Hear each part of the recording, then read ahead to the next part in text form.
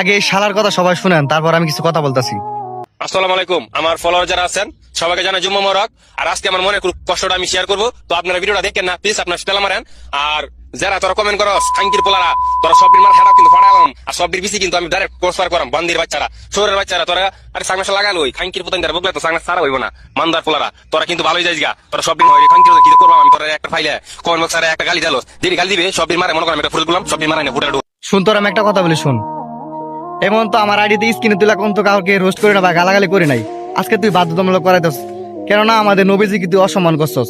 তুই আমাদের নবীজির দেশকে অসম্মান করছস, অথচ তোর মাথার মধ্যে টুপি পরা, তোর পাঞ্জাবি, সেগুলা নিয়ে তুই রোস্ট করছস এবং তুই সেগুলা নিয়ে তুই বকাবকি করছস, ঠিক আছে?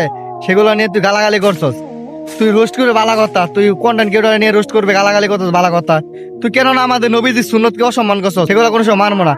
মানতার ফলে তোর লাস্ট একটা ওয়ার্নিং দিতেছি, কোনো সময় আমাদের নবীজিকে নিয়ে অসম্মান করছস বা নবীজির কোনো কিছু সুন্নত করে তুই অসম্মান করছস, তোর লাইফ তোর লোকেশন চেঞ্জ করে মানদার ফলে মাথায় সেভ কর।